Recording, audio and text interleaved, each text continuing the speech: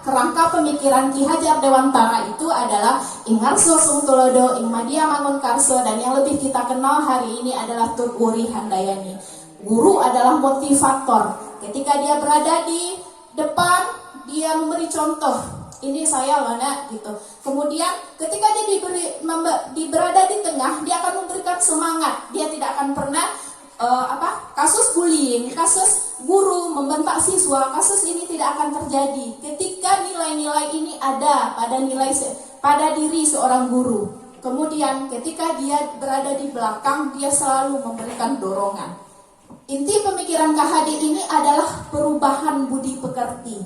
Lagi-lagi bahwasanya bukan kognitif saja yang harus diisi dari seorang anak, Bapak Ibu. Kenapa? Karena pintar pun dia secara akademik, hebat pun dia dalam menjawab pertanyaan, matematika 100, fisika hebat, kimia luar biasa.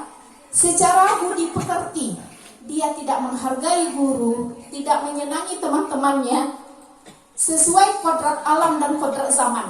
Artinya gini, kau yang ada Minang dengan adat Basandi Saraknya, dia lebih kepada karakter yang lebih menekankan kepada sunnah Al-Quran dan hadis.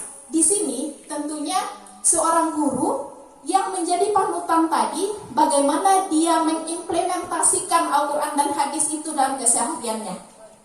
Belum lagi kalau dia memang yakin adat Basandi Sarak Basandi Kitabullah itu pakaiannya seperti apa, tutur katanya bagaimana, kemudian tingkah lakunya sebagai seorang guru seperti apa, baik di dalam maupun di luar institusi pastinya. Kemudian kodrat zaman, ini juga sudah disinggung tadi. Kita adalah berada pada generasi milenial yang akan menghadapi 4.0. Di sana teknologi sangat luar biasa sekali. Ini seorang guru tidak bisa hanya saya tidak melek IT, saya tidak menguasai ini, tidak bisa seperti itu. Kenapa? Karena akses mereka jauh lebih dari kita. Nah, kodrat ini harus memperhatikan keberagaman siswa. Kita mengetahui Bapak Ibu, kita mungkin ada 1 atau 2 anak di rumah, yang keduanya pasti berbeda. Jangankan seperti itu, anak kembar yang mereka sama lahir hanya beberapa menit, memiliki 2 perbedaan dalam polanya. Nah, ini siswa yang ayah bundanya berbeda, kakek neneknya kita tidak saling mengenal gitu. Bagaimana kita akan memperlakukan sama 30 orang anak dalam kelas itu dengan konsep yang sama, sementara si A dengan audio visualnya, si B dengan kinestetiknya, dan si C dengan visualnya. Kemudian kita buat pola, kita mengajar dengan pola monoton. Kita anggap bahwasannya si A, si B, si C ini paham dengan kita. Nah, pola-pola ini Bapak Ibu perlu kita introspeksi lagi, bahwasanya anak kita saja yang di rumah kita samakan, mereka protes. Apalagi siswa-siswa kita yang mereka ada 36 orang, 30 orang dalam kelas, dengan berbagai gaya belajar yang dimilikinya, dengan berbagai latar belakang pola asuh yang ada, kita samakan prosesnya. Nah, ini perlu kita introspeksi. Nah, sekarang pembentukan nilai diri. Guru merupakan teladan bagi peserta didiknya. Guru adalah orang yang berpeluang besar untuk menjadikan muridnya menjadi orang besar melalui keteladanan yang dilakukannya. Kita sebagai seorang guru, kebahagiaan terbesar adalah melihat siswa kita lulus, berhasil di masa depannya. Kita tidak mengharapkan apa-apa. Bu, ini saya sudah berhasil bawa ini. Tidak pernah seorang guru mendapatkan itu. Bahkan kita juga melihat bahwasanya anak-anak yang secara kognitif dia lebih dari teman-temannya, ketika tamat dari SMA dia lupa dengan kita. Tapi secara emosional dia pintar sebenarnya. Secara kognitif membuat hati kita diaduk-aduk, remedi kepanjangan saja. Akhirnya ketika dia tamat dari sekolah kita, Bapak Ibu, dia langsung mencium tangan kita di mana saja bertemu. Dia langsung mengatakan, Ibu, ada yang bisa kami bantu. Ini adalah budi pekerti tadi. Artinya keberagaman itu perlu kita siasati Bapak Ibu. Secara kognitif apa yang perlu dikembangkan? Emosionalnya. Secara emosional apa yang perlu dikembangkan? Olah pikirnya. Supaya menjadi satu kesatuan. Kemudian kita tidak boleh lupa secara kognitif, secara emosional ada spiritual di dalamnya Bapak Ibu. Otak kita kalau hanya kognitif dan emosional saja dia lost control.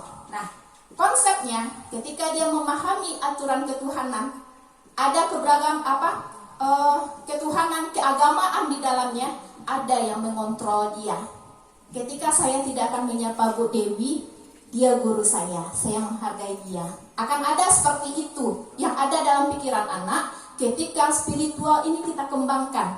Makanya sangat luar biasa sekali ketika kita membersamai mereka dalam sholat zuhur berjamaah, muhadarah bersama, atau kegiatan-kegiatan agama lainnya, atau terintegrasi dengan RPP yang Bapak Ibu miliki.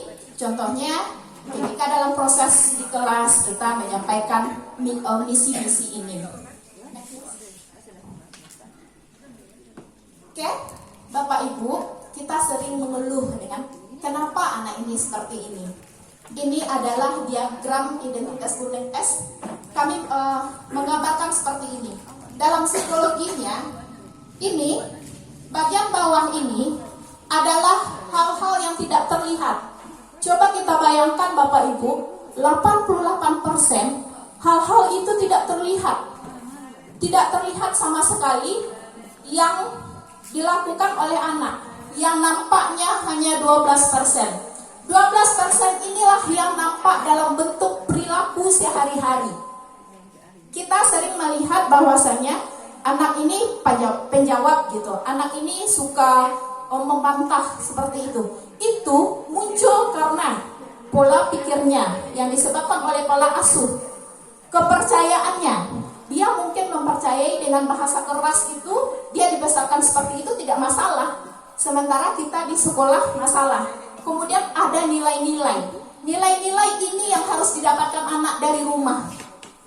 Nah, kita kalau dari rumah kita tentu tidak bisa memastikan anak mendapatkan nilai-nilai positif karena itu tanggung jawab orang tua dan kita tidak bisa melacak sampai ke sana. Di sini yang perlu kita lakukan adalah pengkondisian atau pembiasaan Bapak Ibu. Pengkondisian atau pembiasaan ini yang pertama, lakukan keteladanan yang konsisten. Hari ini misalnya kita mau mengajak anak sholat, besoknya jangan kita yang tidak sholat di musola. Kemudian yang kedua, ada sistem atau aturan yang konsisten. Jika hari ini tidak sholat itu anak misalnya ada sanksi, besoknya juga seperti itu. Jangan ada hari ini sanksi, besok bolong, besoknya sanksi lagi, kan akan berbahaya ya. Kemarin saya tidak ini Bu, saya tidak dihukum loh Bu, si A tidak dihukum loh Bu. Ini yang sering terjadi. Kenapa karakter tidak terbentuk dengan baik? Ya, ini yang gagal kita lakukan. Adanya keteladanan yang konsisten, sistem aturan yang konsisten, ini perlu dilakukan untuk pembiasaan perilaku karakter yang positif. Ini semua dipengaruhi oleh lingkungan Bapak Ibu. Kita adalah lingkungan dari siswa kita. Kita upayakan lingkungan itu positif supaya dapatlah karakter yang positif. Ini luar biasa sekali. Kita sering mengomentari hanya yang 12%-nya. Kita lupa ada 88% hal yang menyebabkan seseorang berperilaku. Ini tidak hanya kepada siswa, bisa dibawakan kepada diri sendiri. Saya dari latar belakang gagal mulai dari nol. Ya, itu Steven-nya. Steven itu cara kerja otak. Bagaimana otak bisa mengambil perintah dengan baik ketika sudah dilakukan pembiasaan 3000 hari. Kemudian kalau dari segi psikologi yang lain 9 bulan. Dan ini juga intisari dari guru penggerak. Kenapa harus tamat 9 bulan? Saya pikir untuk pembiasaan itu tidak mudah. Jadi Bapak Ibu, kita punya kesempatan untuk mengubah karakter siswa kita. Ada waktu 3 tahun yang diberikan orang tua kepada kita untuk melakukan ini. Keteladanan yang konsisten, sistem atau aturan yang konsisten. Ini bisa mengubah mendongkrak perilaku yang 12% kelihatan tadi menjadi lebih baik.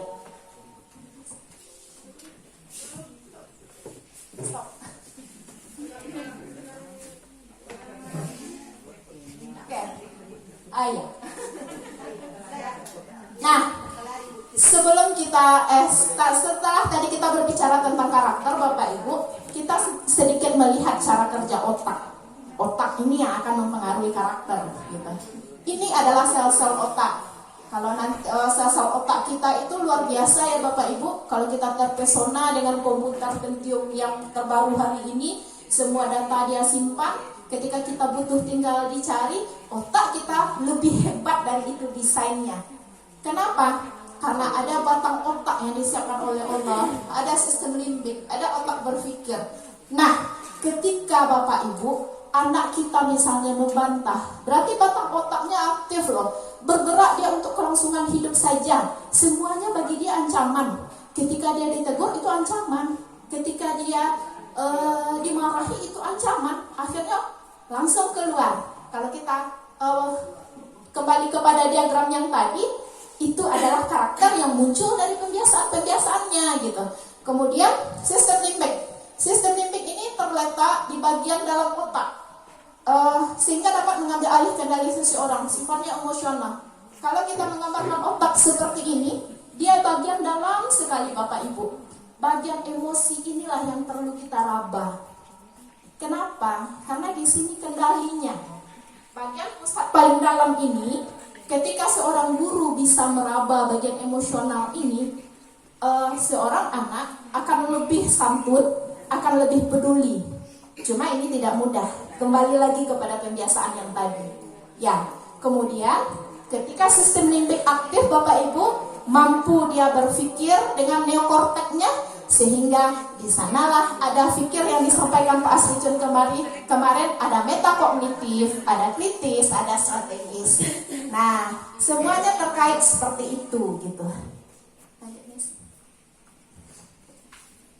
Oke, kita masuk. Kita lanjut setelah kita memahami tentang beberapa hal tadi, bahwasanya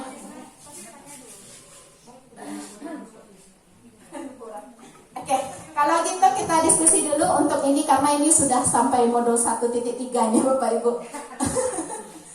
Pertanyaan dulu Pak. Ya, silakan. Kalau ada yang ditanyakan Bapak Ibu, silakan. Silakan Bapak Ibu. Cuma kembali lagi tadi, kami tua semalam. Jadi ketika tidak ada sesuatu hal yang mungkin bisa kita diskusikan bersama dan kita cari solusinya bersama, mungkin kita nanti akan kembalinya ke Capsek juga sebagai pengajar praktek gitu. Ya, silakan Bu Ezi. Silakan Bu Ezi.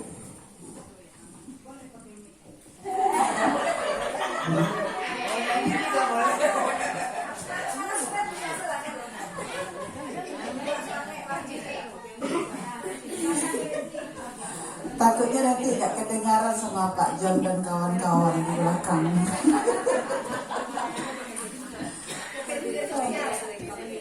Ya, dan yang merekam pun tidak ada di sekitar. Baik, sebenarnya dari penyampaian Bu Mary, Miss Mary, sama Bu Tisna, dari awal tadi begitu banyak pertanyaan-pertanyaan yang muncul di otak saya. Tapi karena dilarang tadi mengerinyut. Otak apa namanya tadi Bu Tisna? Ada teguran ya. Otak limbik. Otak limbik saya terkerinyut sedikit. Tapi saya tingkatkan lagi supaya tidak berkerinyut. Nah, andaikan kita tahu begitu kompleksnya ya menghadapi siswa. Mungkin dulu saya memilih jurusan Bu Tisna itu lah. Ya. Bimbingan konseling. Jadi Bu Tisna itu beruntung sekali jadi guru. Karena ilmu-ilmu yang Bu Tisna timba selama ini itu memang mendukung ya untuk bagaimana kepada siswa, apalagi kepada anak.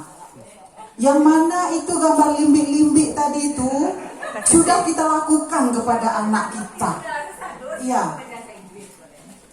Itu kita makanya Bu Tisna ini nggak mau membentak gitu kan, karena dia sudah tahu ilmunya, ya kan? Kalau kita selama ini kita dari latar belakang keluarga yang bapak agak strict, bukan agak ya, strict,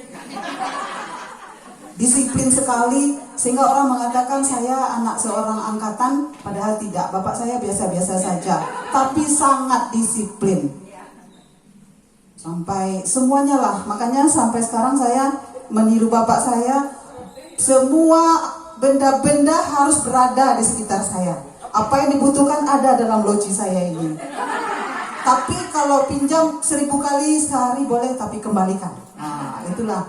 Sehingga kawan saya di sebelah dia agak takut-takut juga dengan saya. Mana gunting saya? Mana apa saya? Semuanya saya minta lagi. Kertas saja hilang, panik saya. Itulah, itu kan makanya dibilang dari latar belakang keluarga yang berbeda-beda kan. Oh ya, kemudian kita juga dididik dulu oleh guru yang paradigmanya itu menyamakan perlakuan, ya kan? Semua kita diperlakukan, ada yang, yang semua nama hewan di kebun binatang ada panggilannya kepada kita kan? Sampai kita kuliah, barok, kamu kabau, apa yang kamu katakan, itulah yang tersimpan, terekam di kepala kita.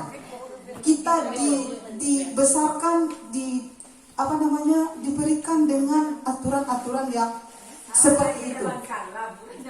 Itu zaman kalam, ya kan? Sekarang kita sudah ke zaman yang terang. Ki Hajar Dewantara itu dia sayap-sayap Ki Hajar Dewantara yang berdua di depan itu. Ini ada bapak kita juga, Bapak Jamal, adik Ki Hajar Dewantara. Terus itulah tidak bisa kita pungkiri dalam kita memberikan aturan, dalam kita mendidik siswa dan anak kita di rumah, memang tidak bisa kita bohongi. Masih paradigma lama itu yang notabene yang kita lakukan, yang kita berikan ke anak-anak kita. Nah, sekarang kita diminta untuk memahami karakter. Siswa yang 36 atau 30 orang itu tidak boleh diperlakukan sama. Harus berbeda, harus kita pahami. Ini diperlakukan seperti ini anaknya nggak boleh nggak boleh. Ada yang nggak boleh disanjung juga anak kita. Nggak boleh dipuji. Kalau dipuji, ngerinyut limbiknya. Lari limbiknya. Nah, jadi Bu Tisna, nampaknya sekarang kita sebagai guru memang cenderung mengalah begitu kepada siswa, mengalahkan segala keegoan kita, memberikan segala kelembutan kita. Karena tadi takutnya kita itu melapor siswa kepada Bu Tisna di ruangannya kan, Bu Ezi itu sedikit-sedikit ini, alah dole gola Bu Ezi. Tapi lu tadonga sampai kini apa ya gelar Bu Ezi. Bu Tisna nggak mau membocorkan, tapi cari tahu yuk gelar kita masing-masing. Jadi anak itu membocorkan kekurangan kita kepada Bu Tisna ternyata, saudara-saudara. Ibu-ibu, tapi itulah kami dengan segala kelemahan kami, ini beruntung sekali hari ini mendapatkan ilmu ini kan. Tentu kami tidak mau berada dalam kegelapan itu. Kami juga mau terang, Bu Tisna dan Bu Mary. Untuk itu terangilah kami. Nah, ini gerak kalau kami. Jadi ini bagaimana cara kami untuk menghilangkan keegoan ini, mengalah kepada siswa, memberikan kenyamanan.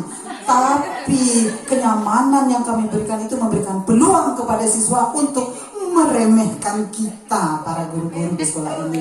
Jadi bagaimana ya, setuju ya ibu-ibu? Apakah memang itu yang diminta oleh pemerintah zaman sekarang? Murid bisa bermain di bawah kelembutan kami para guru. Terima kasih. Assalamualaikum warahmatullahi wabarakatuh. Waalaikumsalam warahmatullahi wabarakatuh. Ulasan yang sangat panjang Bu Ezi, bahkan lebih panjang mungkin dari narasumbernya. Terima kasih. Sebetulnya bukan PR-nya Bu Ezi aja, tapi juga PR kita bersama. Seperti yang tadi, karena Untuk penerapan ini butuh latihan yang sangat luar biasa bagi diri kita sendiri, tapi intinya adalah refleksi diri. Ketika kita sudah sadar dengan konsep ini, kita bisa mengukur diri, tengok lagi ke belakang hal-hal apa yang kita udah salah lakukan. Mungkin kontrol emosi itu butuh latihan ya, sangat besar, karena seperti apa yang dibilang dari materi yang disampaikan oleh Bu Tisna tadi, karakter itu tumbuh dari pola yang sudah bertahun-tahun dan itu sudah menetap dengan kebiasaan kita. Merubah pola itu kita juga butuh waktu. Jadi tidak mungkin setelah selesai memahami materi ini dan besok kita langsung berubah. Artinya apa? Kita juga perlu membiasakan, mempolakan. Tapi yang paling pentingnya seperti apa? Ketika kita sudah mau terpancing emosi, kita balik lagi. Kenapa? Anak ini berbeda loh. Kita tidak bisa memperlakukan sama. Artinya perlahan, jujur, di awal mengenal materi ini rasanya ada muncul tanda Mission Impossible. Ada langsung muncul quotationnya di kepala, Mission Impossible. Kenapa Mission Impossible? Rasanya susah. Kita satu orang loh, anak yang akan kita hadapi adalah ratusan orang. Minimal kita satu orang dengan 24 jam itu menghadapi lebih dari 200 orang. 200 orang. Terbayang rasanya bintang-bintang di kepala, bagaimana harus menahan ego, harus memenuhi semua kebutuhan anak. Tapi yakinlah Bu Ezi, pada tahapan awal itu yang akan terjadi. Pada tahapan awal ketika baru memahami ini, lebih-lebih dengan adanya sebuah filosofi sebuah ikon dari sekolah penggerak itu menghamba pada anak yang sangat kontroversi. Artinya kita menghamba pada murid. Kan itu istilah dari sekolah penggerak. Yang ini sangat memunculkan dua hal yang sangat berbeda. Artinya dua hal yang sangat banyak langsung muncul. Kenapa harus menghamba? Kata-kata menghamba biasanya kita pakaikan kepada Tuhan. Ini yang muncul pertama. Cuma ketika kita analogikan ke arah yang positif, kita larikan ke arah yang positif, kita bisa paham. Artinya pola yang akan kita terapkan, patronnya adalah anak. Artinya metode yang kita terapkan di dalam kelas, artinya kita harus menengok lagi bagaimana cara belajar anak. Seperti yang Betisna sebut, ada cara visual, audio visual, juga kinestetik. Artinya mungkin di pertemuan pertama yang kita dominasi di anak di kelas, kita harus tahu. Artinya variasi tindakan harus kita lakukan. Ketika kita sudah bawa sesuatu ke dalam kelas dengan pola yang seperti ini, perlahan-lahan, kalau biasanya tingkat emosi kita 70%, paling tidak untuk berikutnya menurun 69%. Untuk berikutnya menurun lagi 68%. Apakah harus total berubah keseluruhannya? Rasanya sulit. Makanya kita harus perlahan-lahan dan penuh kesabaran, itu harus berubah. Itu harus, ini yang harus kita tekankan. Jadi mungkin itu tambahan dari saya, atau bisa tambahan dari Bu Ed.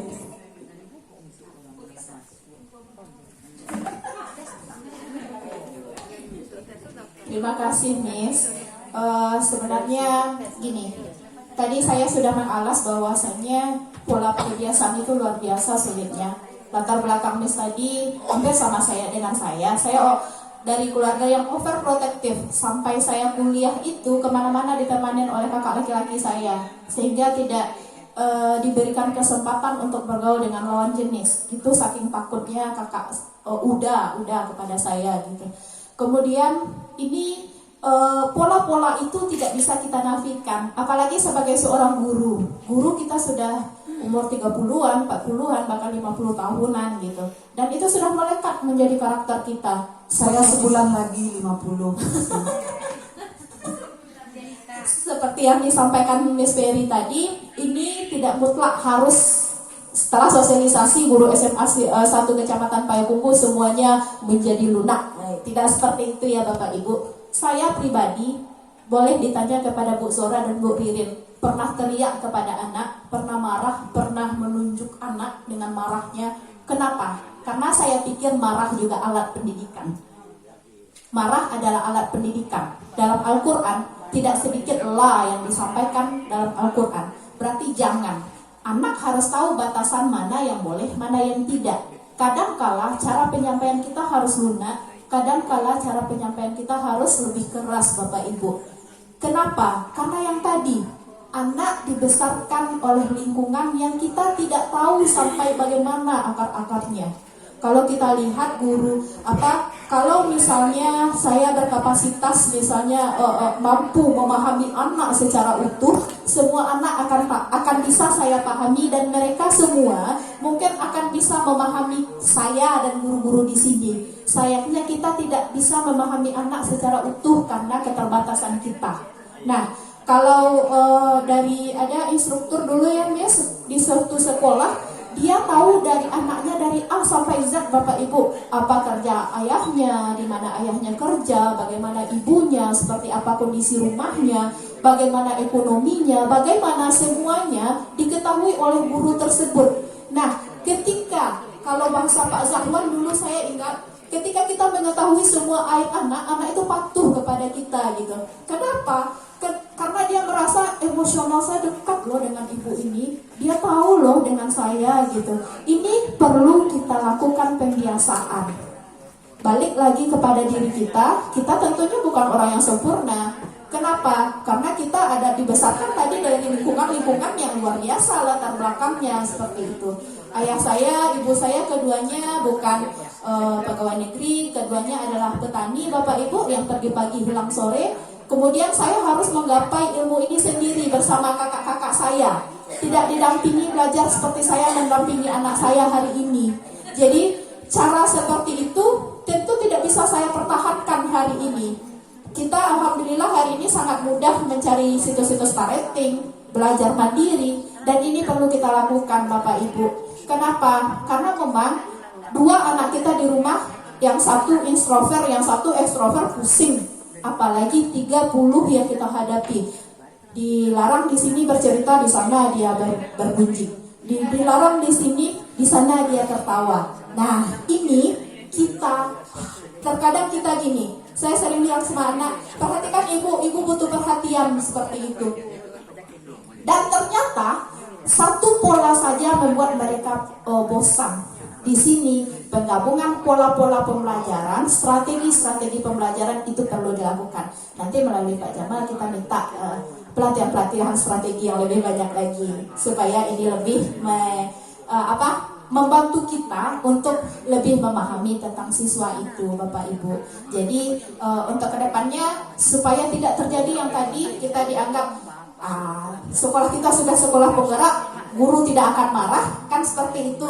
Supaya tidak terjadi seperti itu, kita nanti melalui budaya positif akan mencoba menambah wawasan kita tentang bagaimana keyakinan kelas, bagaimana segitiga restitusi, bagaimana teori kontrol, dan kebutuhan-kebutuhan dasar anak itu seperti apa. Kami akan melanjutkan materinya ke sana, karena ini akan membantu kita untuk memahami siswa. Demikian Bapak Ibu.